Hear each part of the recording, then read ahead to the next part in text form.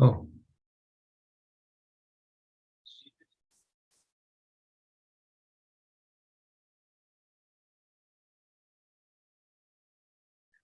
Jai Radha Madhava Kunja Bihari Jai Radha Madhava Kunja Bihari Jaya Gopi Janavallabha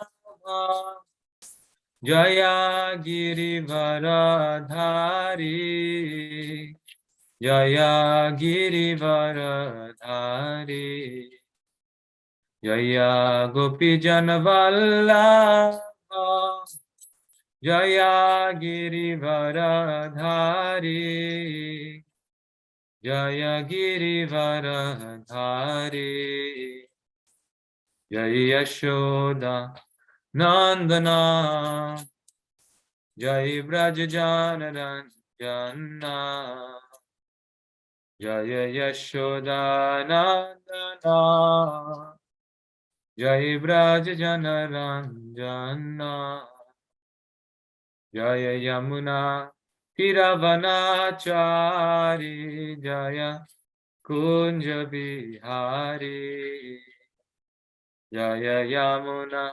Tiravanachari Jaya Kunja Bihari Jaya Radha Madhava Kunja Bihari Jaya Radha Madhava Kunja Bihari Hare Krishna Hare Krishna Krishna Krishna Hare Hare Hare Rama Hare Rama Rama Rama Hare Hare Jai Radha Madhava Radha Madhava Radhe Jai Radha Madhava Radha Madhava Radhe Jai Jaya Prabhupada Prabhupada Prabhupada Jaya Prabhupada Shri Radha Madhav ki jai, Shri Prabhupada ki jai, Gaur Bhakta Vrinda ki jai, Itai Gaur Premanandi Hari Hari Bol.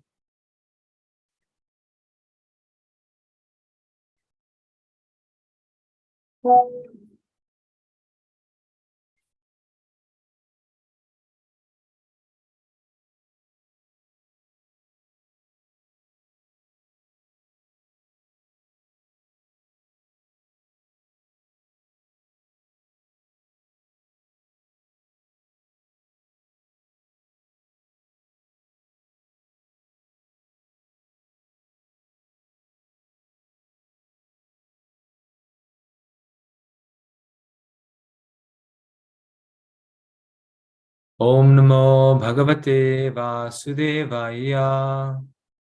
Om Namo Bhagavate Vasudevaya. Om Namo Bhagavate Vasudevaya.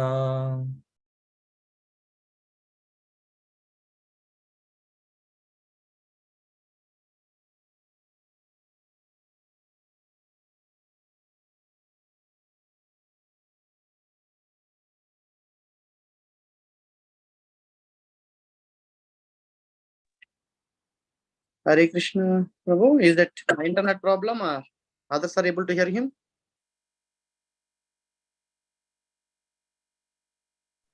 No, Prabhu, I'm not able to hear. Okay. Yeah. Maybe Devamurti Mataji, would you like to tell him? Prabhu, his computer freezes when he uses Zoom. Okay. So Okay. maybe he's As long as restarting. he's aware of it, it's good. Okay. Yeah, every time I think during the Bhagavatam classes it happens. Okay. Let me see. he's Prabhu. restarting. Let me He's check. sending the message. Okay. We'll wait.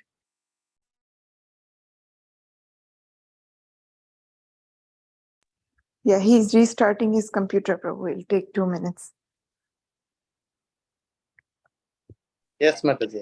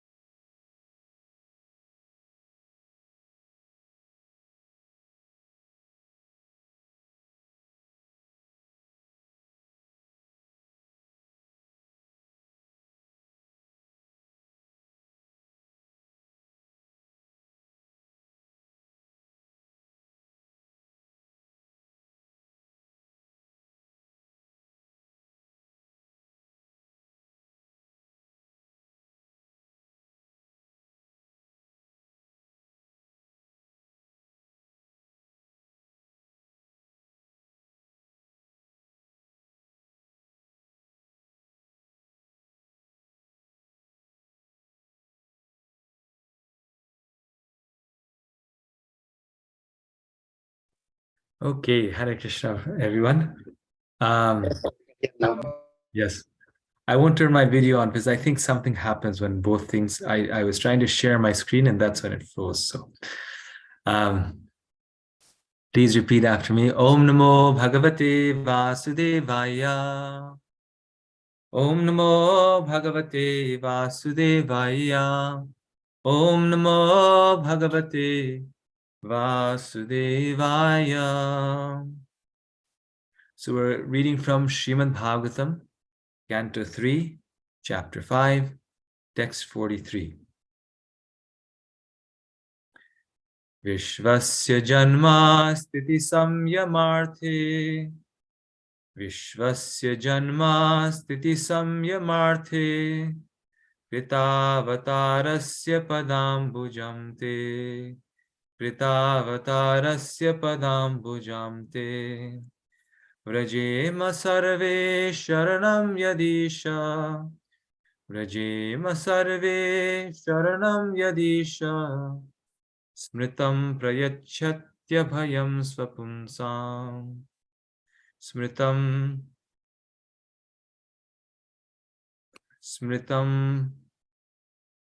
prayachatya bhayam swapunsam. Vishvasya janma sthiti samyamarthe. Tritavatarasya padambujam te. Vrajema sarve sharanam yadisha. Smritam prayachatya bhayam swapunsam. Translation. O Lord, you assume incarnations for the creation, maintenance, and dissolution of the cosmic manifestation. And therefore we all take shelter of your lotus feet, because they always award remembrance and courage to your devotees. Once again. O Lord, you assume incarnations for the creation, maintenance, and dissolution of the cosmic manifestation. And therefore we all take shelter of your lotus feet, because they always award remembrance and courage to your devotees. For the creation, maintenance, and dissolution of the cosmic manifestations, there are three incarnations: Brahma, Vishnu, and Maheshwara, Lord Shiva. They are the controllers or masters of the three modes of material nature, which cause the phenomenal manifestation. Vishnu is the master of the mode of goodness, Brahma is the master of the mode of passion, and Maheshwara is the master of the mode of ignorance. There are different kinds of devotees according to the modes of nature. Persons in the mode of goodness worship Lord Vishnu. Those in the mode of passion worship Lord Brahma. And those in the mode of ignorance worship Lord Shiva. All three of these deities are incarnations of the Supreme Lord Krishna, because he is the original Supreme Personality of Godhead. The demigods directly refer to the lotus feet of the Supreme Lord, and not to the different incarnations. The incarnation of Vishnu in the material world is, however, directly worshipped by the demigods. It is learned from various scriptures that the demigods approach Lord Vishnu in the ocean of milk and submit their grievances whenever there is some difficulty in the administration of universal affairs. Although they are incarnations of the Lord, Lord Brahma and Lord Shiva worship Lord Vishnu, and thus they are also counted amongst the demigods and not as a Supreme Personality of Godhead.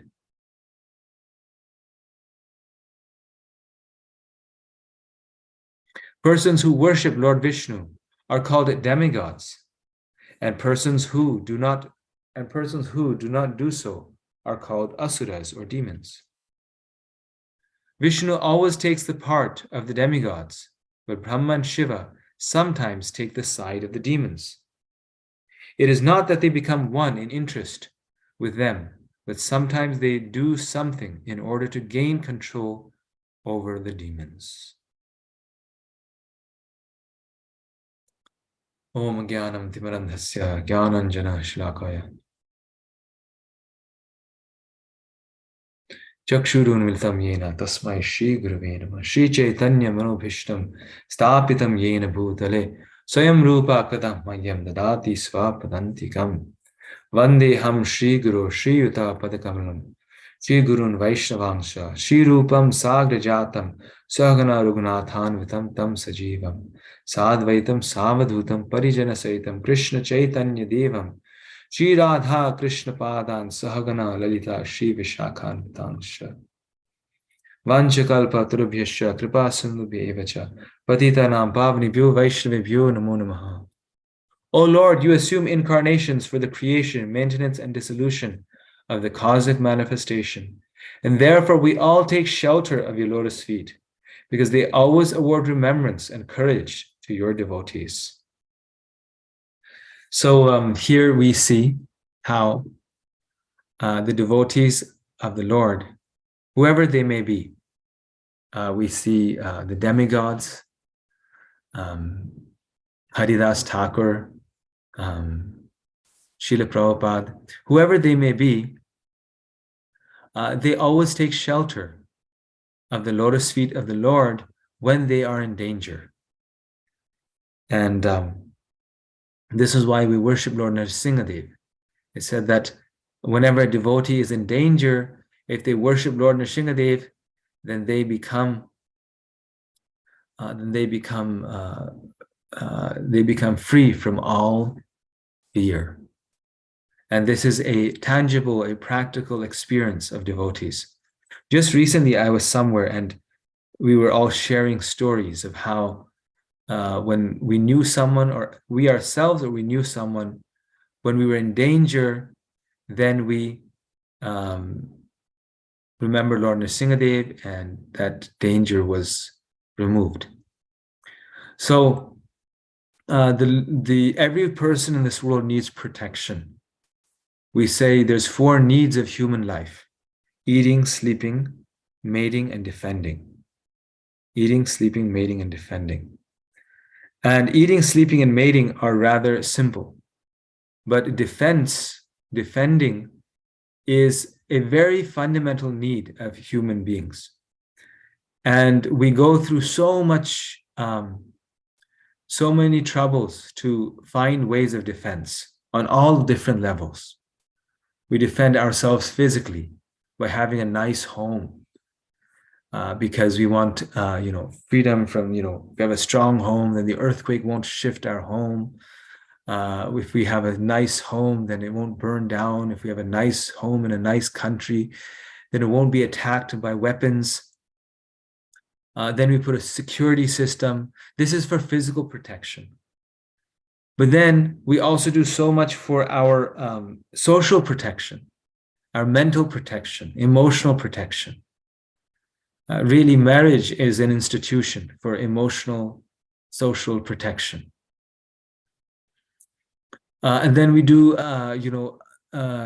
things to protect our body, and therefore we exercise so the body does not become ill.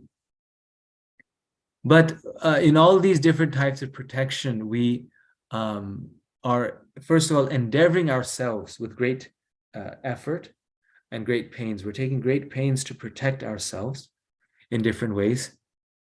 And we are trying to use our own mind and intelligence and energy to protect ourselves. But the devotee of the Lord takes protection from a higher source. And that source is Krishna.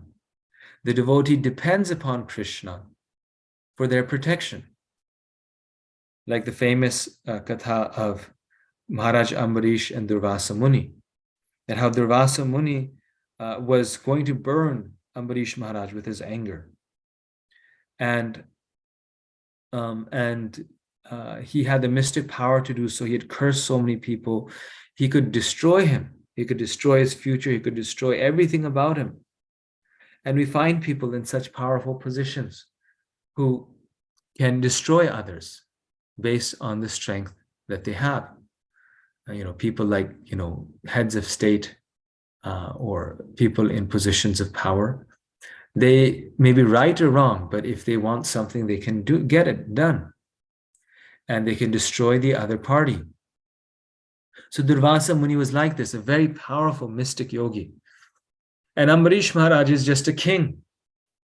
His strength was nothing in front of Maharaj, in front of Durvasa Muni. But he was a devotee of the Lord. He was an unalloyed devotee of the Lord. So he takes shelter of the lotus feet of Krishna. He takes the Lord's shelter. And when he takes the Lord's shelter, then the Lord himself protects Maharaj Ambarish. There's no power in the world that can destroy Maharaj Ambarish, because the Lord was protecting him. So that is the power of taking shelter of the Lord. When we take shelter of the Lord, then we have his protection at all times. And then the other point here is that we take protection. We are trying to protect ourselves in so many different ways. We are protecting all of our different aspects, but we forget to protect ourselves spiritually, right? We protect ourselves materially, emotionally, socially, our interests, our ego, we protect our reputation. So many aspects of our life we protect, but we don't protect ourselves spiritually. But that is the most important form of protection. Like Prahlad Maharaj says that, my Lord, I'm not afraid of anything in this world. I'm not afraid of your half-man, half-lion incarnation. I am not afraid of my father and his big dagger and his club. I am not afraid of death. I'm not afraid of anything in this world, but I'm afraid. What am I afraid of? I'm afraid of falling into Maya again. I'm afraid of offending your devotee. And so, oh my Lord, please protect me from these things that I'm afraid of. Parikshit Maharaj also tells this to his kinsman when he's leaving for the forest. He says, I'm not afraid of anything. I'm not afraid of this takshak bird. But I'm afraid of, as a king, as a householder, displeasing the Brahmanas. So these great souls were afraid of their spiritual protection. They wanted their spiritual protection. And they're going to the Lord for their spiritual protection. When Gajendra was being attacked by the crocodile, then he takes a lotus flower from the lake after 1,000 years of fighting with him and becoming completely, you could say, drained out. He takes a lotus flower from the lake where he's stuck, and he calls out to Lord Vishnu, and he cries out for protection.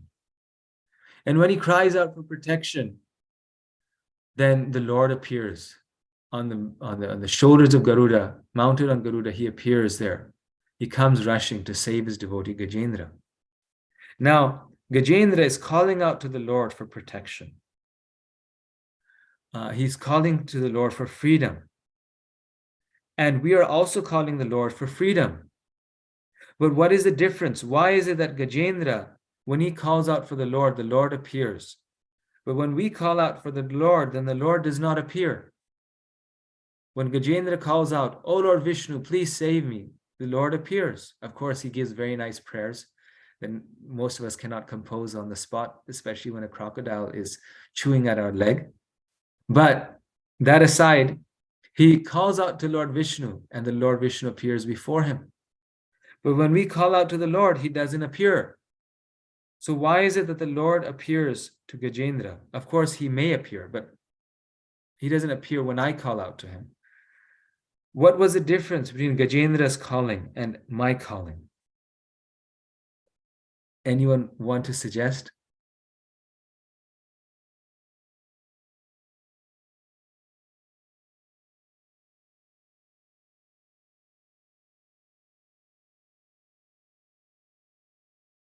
What is the difference between Gajendra's calling out to the Lord and our calling out to the Lord? Why does the Lord appear and protect Gajendra? He incarnates, just like for the demigods. Yes, Prabhu, please go. Sorry. No, sorry, bro. I think Srikanth Prabhu is saying something. We are here. So, I was thinking, Prabhu, I mean, he was completely dependent on the Lord, right? So, I mean, there is nothing for his thing. And I was just remembering the Draupadi's case also. The Lord appeared because when she was completely dependent on the Lord's protection. So, she was not trying to hold one, it's not trying to hold her with one other hand. And when she's completely dependent, then the Lord appears. That's what I think. Yes. Okay, very nice. And then Shruti Priya Mataji is written, we're not totally surrendering. Yeah, so very nice answers. They're all correct. Bhakti Charu Maharaj adds one more thing. He says the reason is because when Gajendra calls out to the Lord, he is begging the Lord. By that time, he is materially exhausted. He's been fighting with this crocodile for 1,000 years, and he realizes that what a waste this material world is, and material activities and material efforts are. So he is crying out to the Lord that please liberate me from this material existence. He's calling out to the Lord that please finish my material existence. Actually, he's calling out for the opposite thing. He doesn't care to live or die. He's saying, in fact, better I die. Let me finish this material existence. My Lord, please take me back home, back to Godhead. That is his prayer. His prayer is not to protect his body. But when we pray and call out to the Lord, we are calling out to the Lord, oh, Lord, please protect my body. Please protect my children. Please protect my relatives. Please protect my home. And so Krishna is less eager to protect us. He's less inclined to protect us. Because Gajendra is calling out for spiritual protection. And we are calling out for material protection. But what we need is spiritual protection. And Krishna wants to give us what we need. Being a loving father, being the Lord, he does not just want to give us something that will give us more trouble, that will give us more suffering, that will give us more pain. And Prabhupada actually says this here.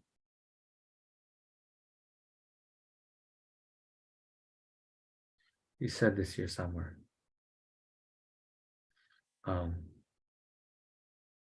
So this is the benediction of the Lord. That the Lord is giving his protection to the devotee who has the right intention in asking for that protection, who is not simply coming to the Lord for more material aggrandizement. So there's one very nice verse in the Chaitanya Charitamrita that's quoted and very famous. And when I read this verse, I immediately was reminded of this verse because of the word courage. And the translation of this verse, it says that the Lord gives courage. And in this verse also, the Lord is awarding courage to his devotee. Very famous verse, you may know this, have heard this. Sakradeva prapanno yas tavasmiti cha yachate abhayam sarvada tasmai dadamye tadvratam mama.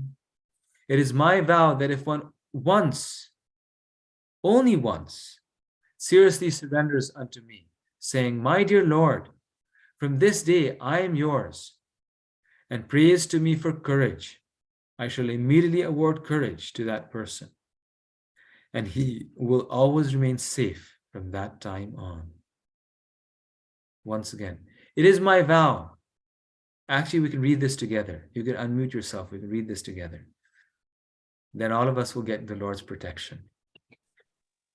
It is my vow that if one only once seriously surrenders unto me, saying, my dear Lord, from this day I am yours, and prays to me for courage, I shall immediately award courage to that person, and he will always remain safe from that time on. Perfect. This verse, this is a verse from the Ramayana Yuddha was spoken by Lord Ramachandra. And I'm sure many of you know, but just for the fun of it, who is Lord Ramachandra speaking this to? Where is this verse found in the Ramayana? Yes, Mataji. Be patient, be patient. Yes, Mataji, yes. So Sandhya Mataji is our Vedic encyclopedia. She knows all the stories. Hare Krishna. Hare Krishna. Yes. So Lord Ramachandra is speaking this to Vibhishan, because Vibhishan is on the side of the demons. He's Ravana's brother, and he comes to the Lord when they set up camp right on the shores of Lanka, and or before they come across the bridge. But basically, once Lord Ram has set up camp, he comes and to take shelter of Lord Ram. He does not want to fight on the side of his brother. He wants to be on the side of Lord Ram. But when he comes, all the Vanaras, including Hanuman, do not trust him. Imagine if your enemy's brother shows up at the door. Will anyone trust the enemy's brother? They'll say, well, okay, fine, you don't want to fight on your brother's side, but just go and disappear somewhere. You cannot fight on your enemy's side.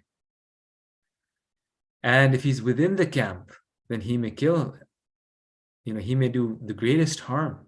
He could give secret messages back to the enemy camp. So you can never trust the enemy's brother inside your camp. So he comes to the door wanting to see Lord Ram. And Hanuman, he tells him to stand on the doorway, and he relays the message to Lord Ram. And he tells Lord Ram that Vibhishan, Ravana's brother, is here, and he is wanting to take your shelter. Should I let him in? Will you accept him? And Lord Ram, being the best, king, he immediately took the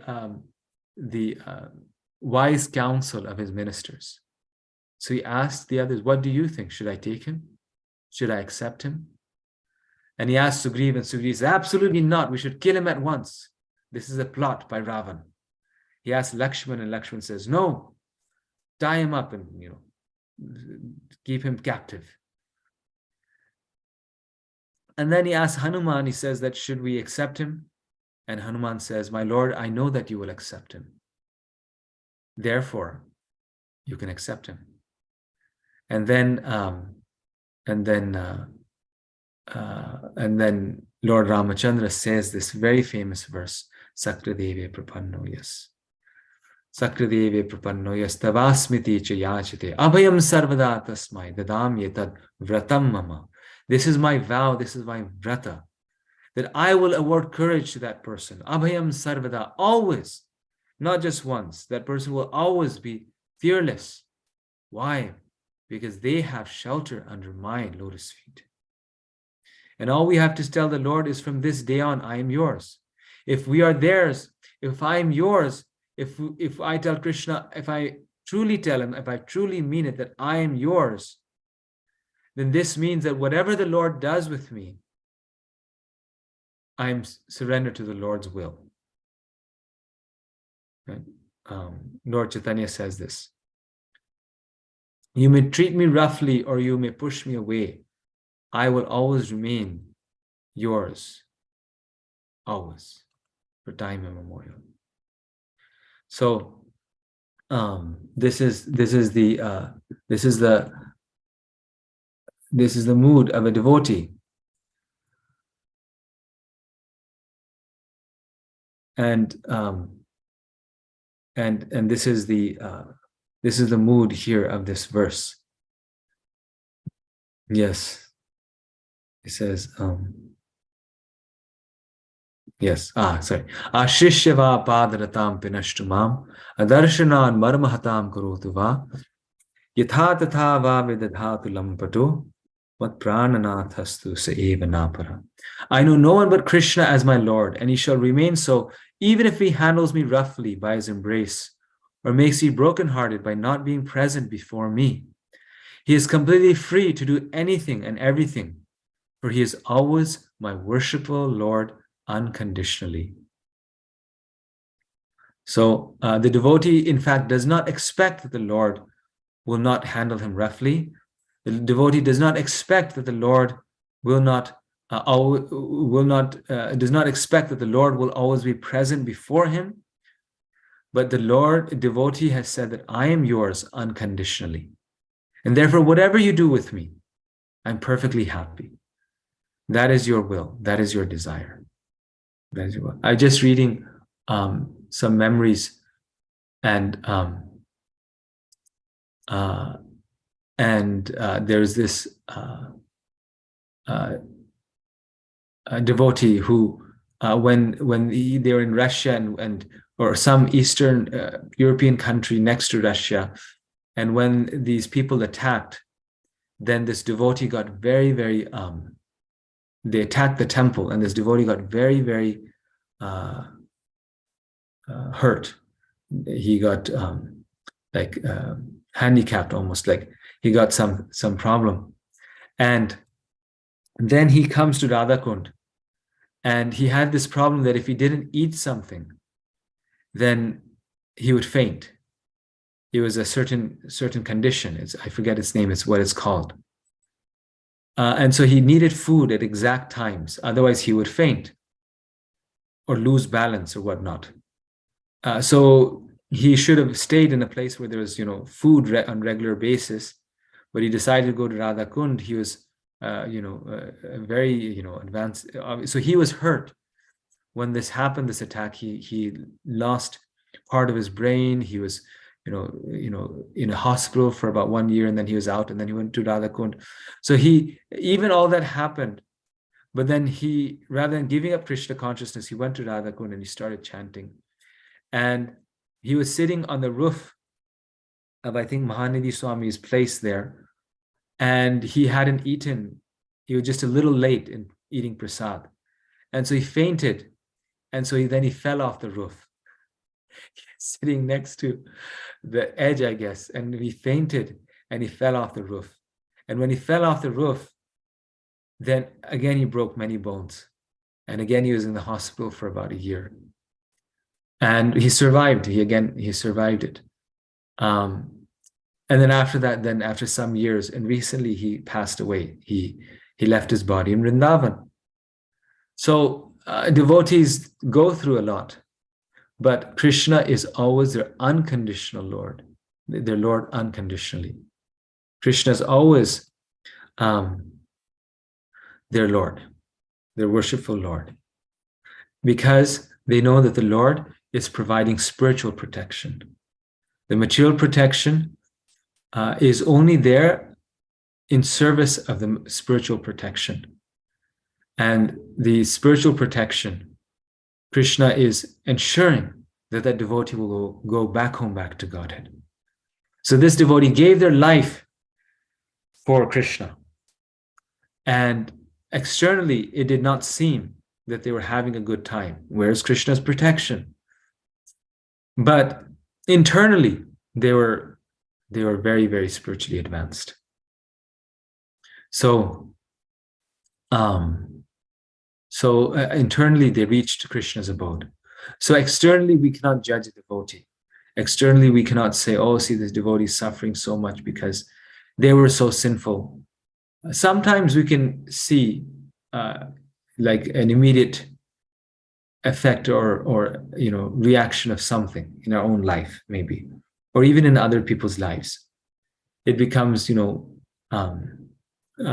evident, maybe, but we really cannot know in the life of a devotee that why Krishna is doing something, because Krishna is externally maybe not doing something, but internally he's glorifying, he's uplifting that devotee to the highest level.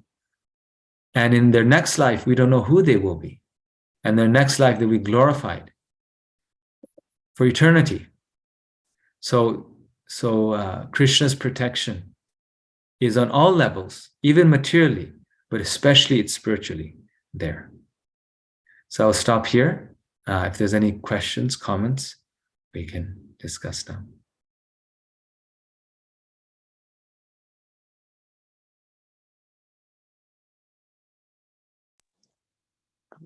Hare Krishna, Prabhu, please accept my humble obeisances. Hare Krishna. All glories to Srila Prabhupada. As usual, very, very wonderful class, very inspiring and hope-giving class. Thank you very much. And I was thinking in case of Gajendra's calling out to the Lord, he has also his devotional service from past life in his as an asset. That is that's also going to help. That also is added this thing for his strength for him to call out, and that I thought about that one. Thank you very much, Prabhu. Hare Krishna. Yes, in his previous life, he was king in the Dumna, right? And this is why devotional service is so valuable, because in some life or the other, that's our asset, like you're saying, it's our devotional asset. And the Lord, that devotional life never goes in vain. And it's always there. It's always going to help us. So, it can save us from the greatest type of fear. Just a little advancement on this path can save us from the greatest type of fear. And we see this in Gajendra's case, when he was in a greatly fearful situation. A crocodile was attacking him. Then that devotional service came in handy, and it protected him. He saw Lord Vishnu. How wonderful. So yes.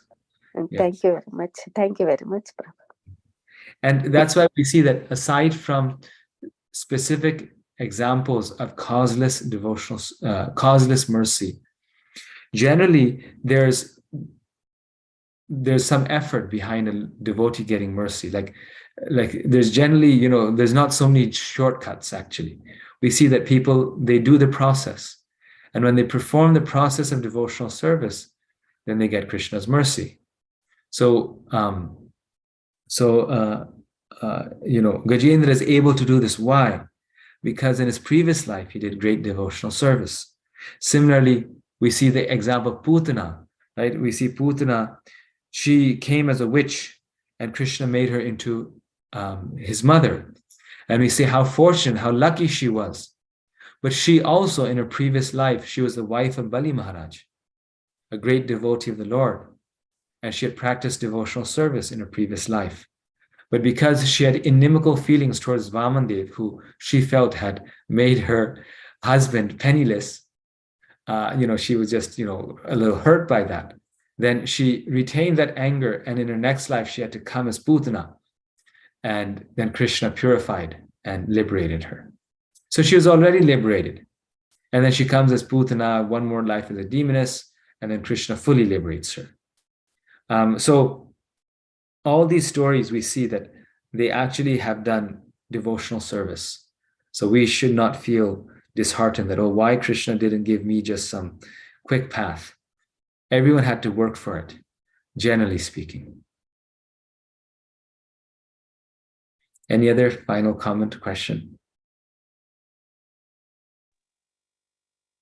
Hare Krishna, Prabhu. Thank you so much for a nice class.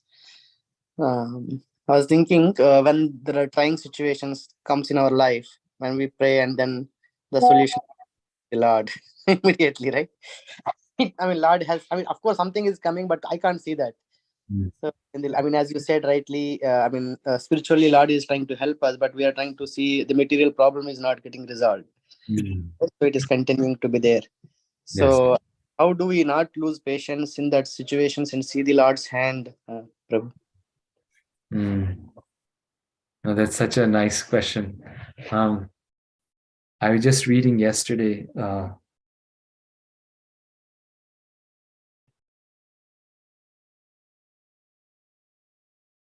There are three things that come in the way.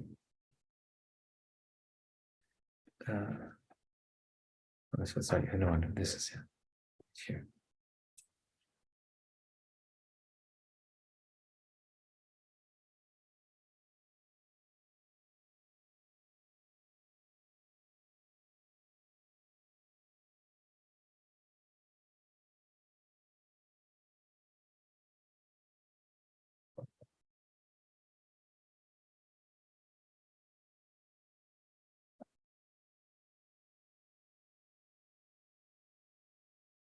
Yeah, there's three things that come in the way of our taking full shelter of Krishna's holy names, of taking shelter of Krishna. And one is our hankering after worthless material things. That was the first one. The second thing was weakness of heart. And the third was offenses to devotees. Yeah, these are the three things. That attraction for worthless material things. So we're not able to spend our time in spiritual activities, Krishna consciousness, because we have to do material things. We're taking care of material things and having to maintain these material things and spend time with these material things. So, but Bhaktivinoda Thakur says, but they're worthless. And so that is one thing. The second is weakness of heart. And the third is offending devotees, these three things. So, this is why we are thinking in terms of material protection, because we are not taking shelter of Krishna. And especially the second one of these things really struck me, that it's the weakness of heart, right? We are still, we know that this is the right path. We know that we're now fully convinced that in material life, there's nothing.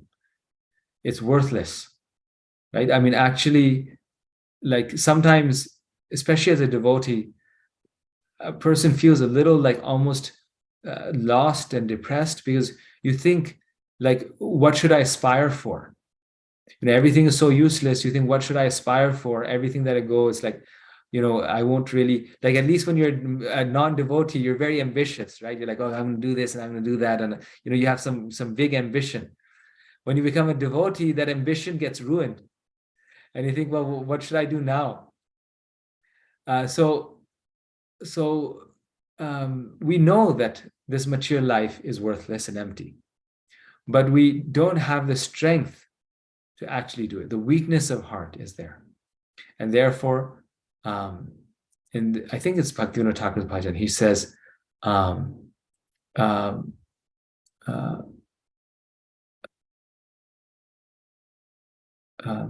do not have the strength to carry on the holy name of Krishna, to chant the holy name of Krishna. So he's asking the Vaishnav Goswami and this Ohe Vaishnav Thakur bhajan that please give me the strength, because I do not have the strength. Ekaki amar nahi paya bala harinama sankirtane. I do not have the strength to carry on this. So we don't have that strength to only want spiritual protection. And we get that strength from the devotee. They give us that strength. That no, this is, You can do this. You can take this leap, and you can surrender your life to Krishna. And it's not too much, and it's not too much surrender. It's okay, and they give us that detachment, and we have to cultivate these things. So it's a lifetime process. We cultivate the detachment. We take shelter of the holy name. We take shelter of the devotees. We avoid offenses, and then we get that strength. It's all the weakness of the heart. That's what our problem is. We think, okay, attachment to material things. But in addition to that, it's the weakness of the heart, that we don't have that determination. And that determination is one thing that we can develop. That's the thing that we need to develop. Thank you so much. Yes. Go ahead. Thank you so much, Prabhu. I mean, I was always thinking, I mean, we know a lot of things, right? You touched upon that side as well, because that is primarily because of the weakness of heart. So, Yes. Thank you. Thank you. Any other last comment, question? Hare Krishna, Prabhu, please excuse me. I'm not, trying to be, correcting or something, but in my memory of Putana's previous history, Ratnamala was Bali Maharaj's sister and not his wife, I think. I have this thing sticking in my memory. I wanted to, please check on that one. Thank you. Yes, Mataji. I said in the beginning, you're the Vedic encyclopedia. You know the Hare name. Krishna. I didn't mean to, Yes. Hare Krishna. This is the proper application of the PhD. See, my Paul Singer is like, I want to, I'm very bad, Prabhu, such a bad devotee. Because I was curious, actually. And now that you mentioned it, I remember someone else mentioned this to me, and I made that mistake again. So I was actually thinking, like, okay, am I saying this? And I thought, yeah, no, I'm saying it right. But you're right. So it was his sister. So she became angry. She was like, my brother was the king of the three worlds. That one. Yeah, Maharaj, Rampasa Maharaj, was giving a class, and I remembered from.